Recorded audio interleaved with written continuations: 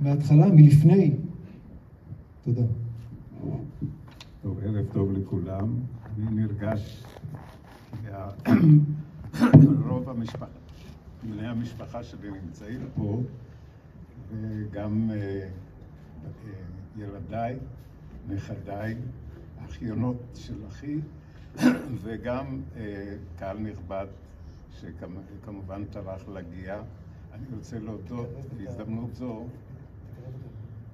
להודות בהזדמנות זו לעידית שהזמינה אותי, ולעורך דין מוטי ארד שמנחה כאן את הערב, ולספר לכם במעט על משפחתי.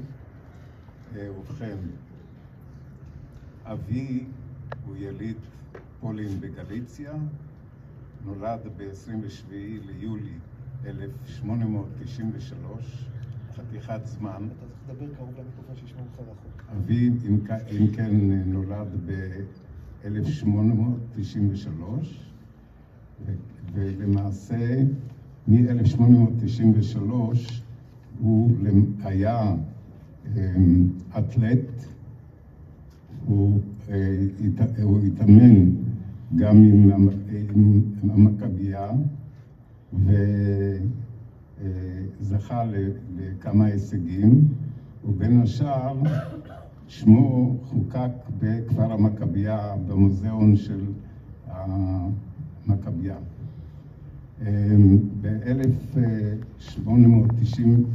ב-1914 גייסו אותו לצבא האוסטרו-הונגרי. הוא לחם כנגד הרוסים ואיבד את ידו הימנית. הוא היה נכה מלחמה. ומאז בעצם הוא עבר לגור ברדאוץ, ובשנת 1922 הוא נישא עם אמי, שהיא הייתה ילידת דצמבר 1900, והתחילו להקים את ביתם. במקביל הוא למד משפטים, הוא היה עורך דין, והם גרו ביישוב בשם רדאוץ.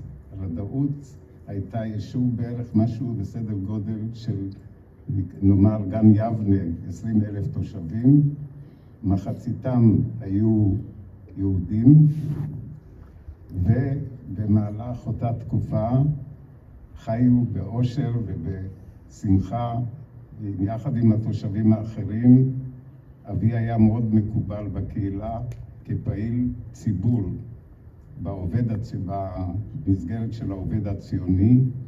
הוא תמך מאוד בעלייה לישראל, ואז בשנת 1941 נגזרה הוראה לעזוב את בתי האנשים ולהתרכז בתחנת הרכבת של רדאוץ, ולקחת רק מטלטלים כמו מזוודה אחת לכל נוסע, ובכך לקחו אותם בקרונות של בהמות, הכניסו 80 איש בכל קרון ונסעו אותם לעבר אטקי, שזה לגדות הנהר דניסטר. טרנסניסטריה, כפי שאמרנו, היא ניתנה למעשה על ידי אנטונסקו. היא בעצם על ידי הגרמנים לאנטונסקו, שהוא היה שליט רומניה, בתנאי אחד שיעבירו לשם את היהודים, למעשה כדי להכחיד אותם. העשייה הזו בוצעה על ידי הצבא הרומני. הצבא הרומני עם הג'נדרמנים שלו פעלו ללא לאות על מנת לקיים את ההנחיה הזו של אנטונסקו ולהוביל את האוכלוסייה הזו של היהודים מכל חבל הארץ הזה של בוקובינה בסרביה לעבר טרנסניסטריה. טרנסניסטריה הייתה בעצם גיא הריגה של יהודי רומניה. אספר לכם רק שהטרנסניסטריה הייתה מעין מובלעת בין מולדובה לאוקראינה, כאשר מצד אחד נהר הדניסטר ומצד שני נהר הבוג. בצד של הדניאסטר ריכזו את היהודים בגדת טאטאקי לקראת שילוחם לטרנסניסטריה על ידי רפסודות שאוישו על ידי חיילים רומנים, ועל כל הרפסודה כזו בעצם העלו משהו בסדר גודל של 30 עד 40 איש. הם נגררו בכבלים לעבר הגדה השנייה, שזה הייתה משהו בסביבות כמה מאות מטרים, ומשם היו צריכים לעשות את דרכם רגלית לעבר המחנות. המשפחה שלי, בעצם אבי, אמי ואחי, שהוא היה אז בן 11, הבנות שלו יושבות פה איתנו, והם עברו את הדניאסטר על הרפסודה. לפני שאתה ממשיך את זה, ממה שסיפרת לי, אמך, כשהעמיסו אותה יחד עם כל היהודים על קרונות המסע של הבהמות, היא הייתה בהיריון בחודש חמישי. נכון, היא הייתה בהיריון בחודש חמישי איתי. היא הייתה בת 40, זה לא היה אופייני לתקופה הזו, ואני לא צריך לספר לכם באיזה קושי הייתה צריכה לעשות את הדרך הזו, אבל גם אבי, שהוא היה איתר יד ימין, הוא עלה לרפסודה, היה קשה להיאחז ברפסודה, כי לרפסודה לא היו בעצם מעקים או איזה שהם אפשרויות להגן על עצמם, שמא ישליכו אותם לתוך הנהר. חייל רומני פנה לאבא שלי ושאל, תגיד לי, ממה יש לך את הנכות? אז אבא שלי אמר, זה מהמלחמה, אני הייתי לוטננט, זאת אומרת סגן בצבא האוסטרי-הונגרי, כנגד הרוסים, ואיבדתי את ידי בהפגזה כנגד תעלות ההגנה של הצבא האוסטרי, ואז הוא חס עליו ולא השליך אותו למים, משום שנכים, בדרך כלל החיילים קיבלו הנחיה להשליך אותם לים, בשביל מה צריך להתעסק איתם בכלל בעברה. הגיעו לגדה השנייה. אני רוצה לציין שזה באמצע חודש אוקטובר, שלל כבר מזג אוויר מאוד מאוד קר. אנשים ירדו מהמעבורות ועברו למעשה בבוץ כדי להגיע מעבר לגדה למוגילוב. מוגילוב זו הייתה עיירה שהייתה פרוצה על ידי הצבא הרומני, ויחד עם הגרמנים בשעתו הרסו את כל האזור הזה, משום שאם אתם מכירים את הסיפור על מבצע ברברוזה, זו הייתה הפלישה של הגרמנים יחד עם משתפי הפעולה נגד הצבא הרוסי. הם כבשו את כל האזור הזה ונבלמו בסופו של דבר בשנת 44 על ידי הצבא הסובייטי. משפחתי עם המעט אני רק רוצה להוסיף שהרומנים סיפקו חיילים ונשק, הרבה נשק והרבה חיילים לצבא הגרמני, לצבא הנאצי בפלישה לרוסיה. ככה שהם היו ממש חלק מהמערך הנאצי. נכון. מעבר לזה, הם הרי פשטו גם על האזורים האלה כמו מוגילוב, יש שכונות נוספות, והרסו אותם, וגם האוכלוסייה המקומית, הלא יהודית, בזזו את אותם בתים, עקרו את החלונות ואת הדלתות וכו'. בעצם מי שעבר והגיע למוגילוב, למעשה היה צריך למצוא לעצמו מקום מגורים. וכל משפחה תפסה לה איזושהי פינה. במקרה המשפחה שלי נכנסה לתוך בית ספר עזוב. באחד מהפינות הם התרכזו בו, ושם ניהלו את החיים שלהם. אבי, למרות נכותו, נלקח למחנה עבודה, ושאלו את השאלה, אמרו לי, איך יכול להיות שלקחו אותו לעבודה כשהוא יכול רק לפעול עם יד אחת? ואז הם הסבירו לי שלמעשה היו רשימות וראו ברשימות בדיוק את הנוכחות שלו בפעילות הזו. ואימא שלי בהיריון, וצריכה הייתה להיאבק בקור העז הזה של מינוס 30 מעלות, לדאוג לתזונה שלא הייתה.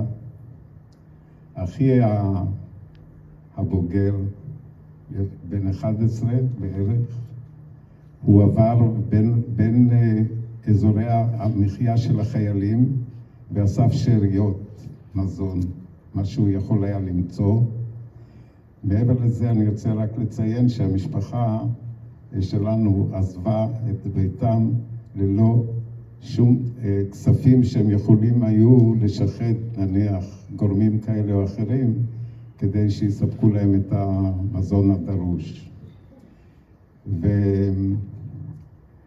וגם נאמר סמיכות ודברים כאלה כדי לחסות עצמם לא היו. והנה הגיע המועד לידתי, שיצר איזושהי טראומה שם גם כן בין כל האנשים.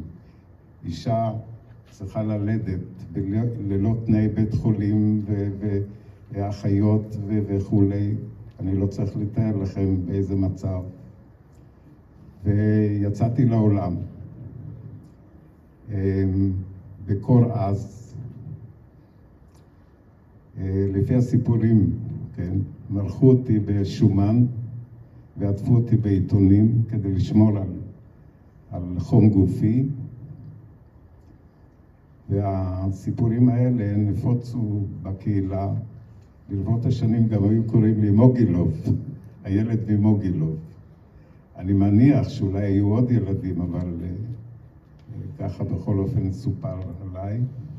ארי, אתה נולדת בינואר, סיפרת. נכון, 26 לינואר, 42. אני קראתי שסמוך לתקופה, בדצמבר 41 פרצה בגטו מגפת טיפוס. טיפוס הבהרות, כן, הייתה מגפה, פגעה שם באלפים של אנשים, 2,000 נפטרו,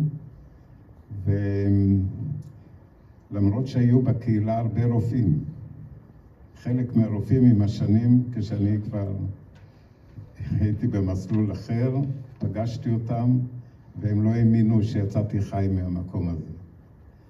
והטיפוס הזה פגע בהמון אנשים, אחי לא נדבק, אחי לא נדבק וגם אבי לא נבדקו וגם אמא שלי לא נבדקו, אבל היו אחרים שבאמת היו במצב של מערכת חיסונית כנראה לא קלה, ואז הם נדבקו.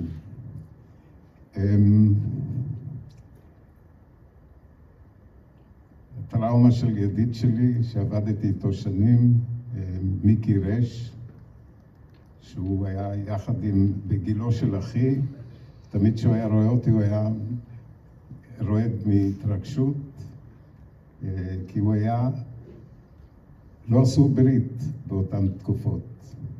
לא עשו לי ברית, והדבר הזה נדחה במשך שנים, ורק בגיל 8-9 עשו לי את זה בבית חולים באר יעקב. זה סיפור אחד. ואותו ריש, הוא אחרי זה, סיפרת לי, הפך להיות קצין משטרה? נכון. מיקי רש הוא גויס למשטרה, והוא היה בין חוקרי אייכמן. אני לא סיפרתי לכם שהשפה, שפת אמי גרמנית, וכל הדו-שיח בינינו היה בגרמנית. רומנית לא ידעתי. כעבור איזה כמה שנים, אז אנחנו למדנו את השפה. אבל הוא הפך לקצין משטרה, חקר את אייכמן. אחרי כן נפגשנו שוב במקום העבודה שעבדתי בו. איך הוא סיפר לך, אני לא יודע, איך ההרגשה של ניצול שואה, להיות מול מתכנן ההשמדה ההמונית של היהודים. הוא סיפר לי את הדבר הזה, גם מצוי בספר לתולדות חייו של מיקי רש, שהוא הוציא. הוא היה עצור מלעשות פעילות כלשהי, לכן הם קבעו שם שהחוקרים שנמצאים כל הזמן לצידו של אייכמן לא יהיו יוצאי שואה. ובמקרה הזה הוא היה. הוא היה, כן. לומר לכם רק דבר אחד, שואת יהודי רומניה לא הייתה מוכרת בציבור, ורק ב-1970 התחילו לדבר על הנושא הזה. אנשים לא דיברו, לא שיתפו, לא מסרו עדויות, ולכן לא ידענו בכלל על השואה הזו. האנשים בגטו מסביבכם, למעשה סיבת המוות העיקרית הייתה רעב, מחלות, עבודה קשה, מכות, ירי, דברים כאילו בנאליים. נכון, אז זאת אומרת, תדעו לכם שבמוגילו וסביבתה וברשץ ועוד מיני יישובים, האנשים החולים נזרקו לבורות, לקברי אחים. אפילו לא עשו להם קבורה כדת וכדין. ולכן המסות האדירות של אנשים שנפטרו היו כתוצאה מחולי וטיפוס, הבערות, וגם ממחלות אחרות, וגם הייתי אומר בהרעבה, בעיקר הרעבה. לא היה מזון בגטו.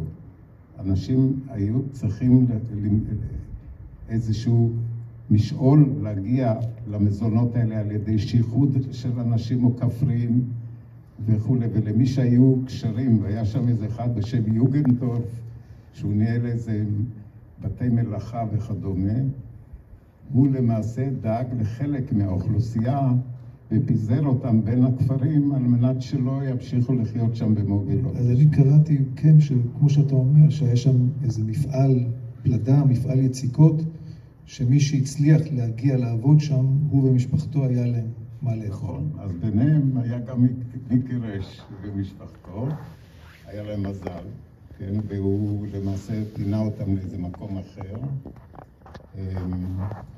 זה לא היה מצב שמי שהיה לו בעצם חלק את מה שהיה לו עם אותם אנשים שמתו ברעב? תראו, ברגע שאנשים נמצאים על פת לחם והם צריכים לחלוק, דבר ראשון הם עושים את החשבון על בני משפחותיהם, כי היה רעב. הרעב היה בולט מאוד בקהילה. ורק בתקופה היותר מאוחרת, על ידי שליחויות של פניות בעצם למדינת ישראל, שמישהו יבוא לסייע להם.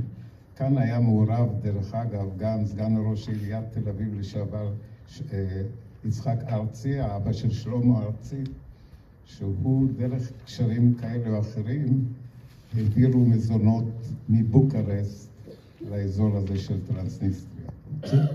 בחלקים מרומניה, הקהילה המשיכה לפעול, ובחלקים מרומניה חיו, היה אוכל. נכון. באיזשהו שלב ראש הקהילה הגיע אל הגטו, ובעקבות זה קצת השתפרו התנאים. כן, היה נציג של הקהילה, אני לא זוכר איזה, בשם פילדרמן קראו לו, שהוא למעשה, היו לו קשרים גם בשלטון וגם במי שהיה ממונה שם על האזור.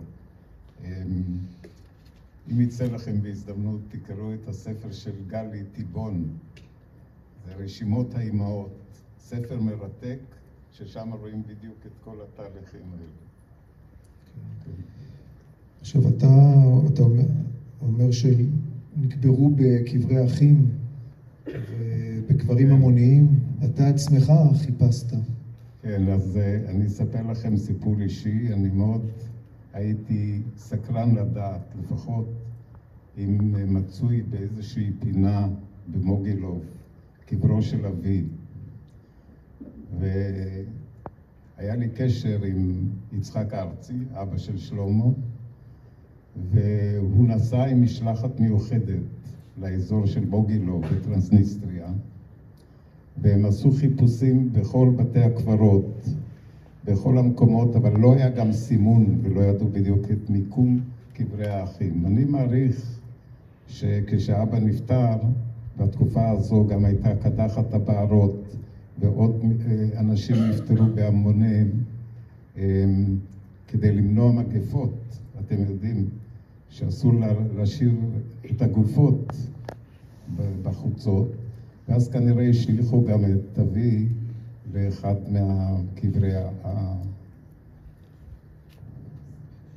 והוא נפטר בדצמבר 43. הוא נפטר ב7 בדצמבר 1943. אני הייתי אז קרוב לשנתיים, לא הכרתי אותו, לא זכרתי אותו. הזיכרון הראשון שלי היה שאנחנו על עגלה עם 2 סוסים, ועגלון עושה סוס. וזה אחרי השחרור. כן, וזה אחרי השחרור. וזה אחרי השחרור. הוא נפטר למעשה 4 חודשים בערך לפני השחרור. נכון. לא הצליח לשרוד את החודשים. השחרור היה במהלך חודש מרץ 44, כאשר הרוסים למעשה הגיפו את הצבא הגרמני והרומני, ואז שחררו את האוכלוסייה. חלק מהאוכלוסייה, אני אתן לכם לפחות על מה שקרה לאחי. אחי כבר היה אז בן 14, 15, והוא במסגרת העובד הציוני, מסגרת נוער של העובד הציוני ויתומי מוגילוב בטרנסניסטריה. הוא חבר לאותה חבורה, והם עלו ארצה בשנת 1947, עבר בקפריסין, נעצר שם כברת זמן, הספיק להגיע לארץ ב-47, לקראת סוף 47, לקיבוץ כפר גליקסון, וגויס לצבא. הוא הספיק להיות אפילו איזו תקופה במלחמת השחרור. והמלחמה מסתיימת עבורכם בתחילת 44, ואתה ואימא שלך, אתה תינוק בן 2, ואימך, עם כל מה שעברה. אימא עברה טראומה מאוד מאוד קשה, שפגעה בנפשה. היא לא יצאה מזה. האותות האלה של הפגיעה בנפשה, אחרי כל הטראומה שעברה, הלידה שלי, מותו של אבי, שהיה מאוד מקובל גם בקהילה, וחזרה יחד איתי עם אחי, אחי נסע, שכחתי, חזרנו לרדאות. בביתנו מצאנו משפחה נוספת, פשוט השלטון הרומני דאג שינצלו דירות של מפונים. משפחה יהודית? משפחה יהודית בשם משפחת קץ, אני זוכר את זה עד היום.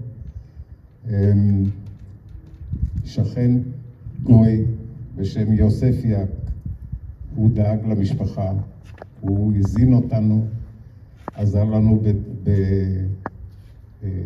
במוצרי בשר וכולי, הוא היה קצר. אתם הכרתם אותו לפני המלחמה? כן, המשפחה הכירה אותו, אני הכרתי אותו אחרי זה. ואני נקלטתי בבית הספר היסודי ברדאות, הספקתי ללמוד איזה 1.5 שנתיים, עם פער הזמנים. אני מצאתי לאחרונה, אחרי שביקרתי אצלכם כאן עידית, מצאתי את תעודת בית הספר שלי מאז. הציונים לא משהו.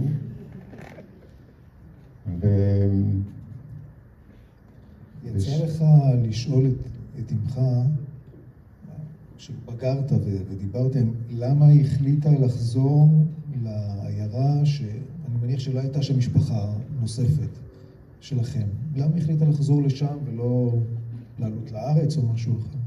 לא הייתה לו ברירה. אחרי שמשחררים מישהו בטראומה כזו גדולה, ובגיאות בכל הרמות, גם הכלכלית, הנפשית, החברתית, אובדנם של חברים טובים.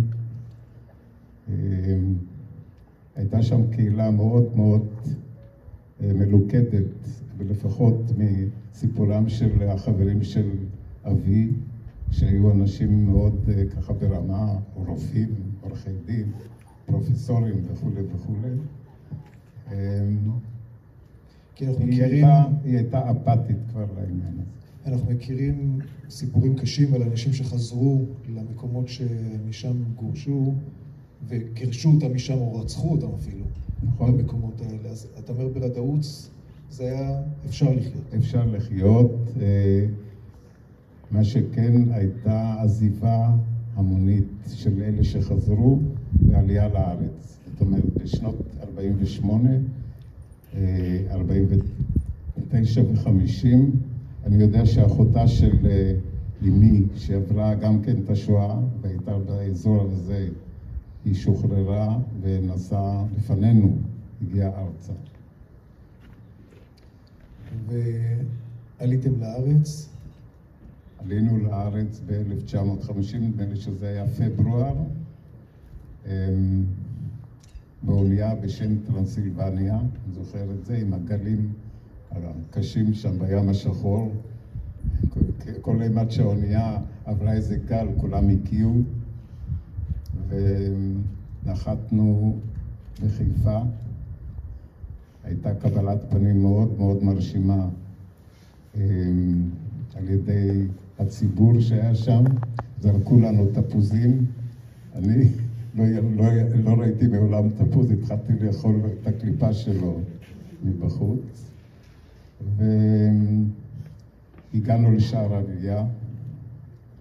גרנו באוהלים במשך תקופה של כמה חודשים. משם למעברות בחדרה, ואחרי כן בבאר יעקב, לתקופה יותר ארוכה. אמי היה קשה לה לשאת את העול של החזקת משפחה או תמיכה בי וללוות אותי בראשית דרכי.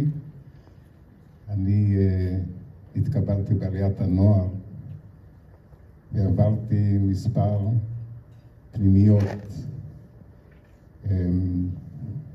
ראשית, הייתי בבית הספר הממלכתי, למדתי 2 כיתות בכפר מל"ל. כשגרנו בנווה נאמן, הקצו לנו דירה של איזה 1.5 חדר, ובשנת 56 התקבלתי בפנימיית בית הספר החקלאי במגדיאל. שם היו רק עד י' כיתות. משם עברתי לבית הספר החקלאי בחדרה, שם היו שוב עד י"א. הייתי תלמיד לא רע,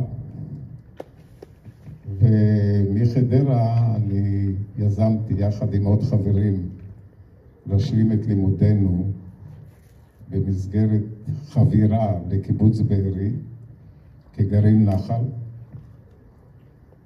זה היה בשנת 60. כל אחד למעשה נכנס לתחום המקצועי שלו שהוא למד. אני בחקלאות הייתי איש פלחה, זכיתי שם לפרס קפלן יחד עם החבורה של הפלחים, וממשיכים ללמוד ולהשלים את הבגרות בבית הספר החקלאי באשל הנשיא בשער הנגב,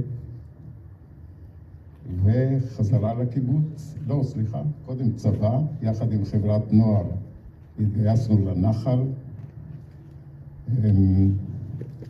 ולמעשה משנת 61, מהשירות הצבאי ועד השחרור, הייתי מחובר עם בארי, גם בשלט, ועם סיום הצבא ישבתי לבארי כחבר, יחד עם הגרעין שלי. נשארנו שם עד שנת 65, האחרים נשארו, חלקם עד עצם היום הזה, רק אחד נרצח, בשם אבלום רוברט מילס, ואנחנו מדי פעם נפגשים עם החברים, וגם בים המלח נפגשנו איתם לאחרונה. כל האחרים לא נפגעו, המחבלים לא הגיעו אליהם,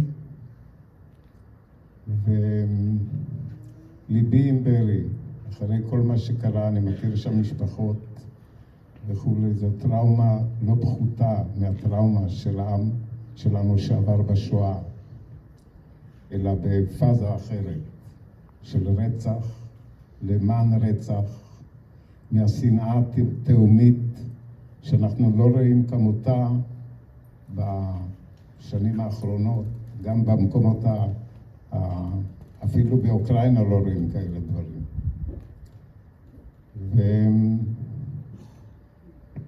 והשתקמתי, כן? יש לי משפחה אוהבת, אישה אוהבת, ילדים ונכדים. אני קשור מאוד עם בנות אחי שיושבים פה איתנו. אחי גם עבר שואה מאוד, באופן קשה מאוד, הוא לא דיבר על זה, הוא לא שיתף לא אותי ולא בני המשפחה.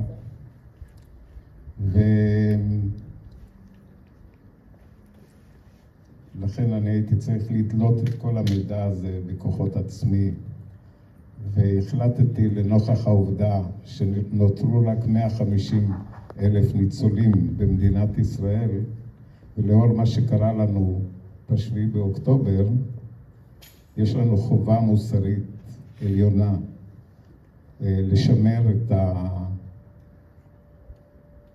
את מה שעשו עמלק וקודמיהם והחמאס וכל אלה שבאים להכחיד אותנו וכל מה שקורה היום באירופה ובמזרח התיכון, כשהסיסמה לא מעניין אותנו מהיהודים, שילכו לעזאזל.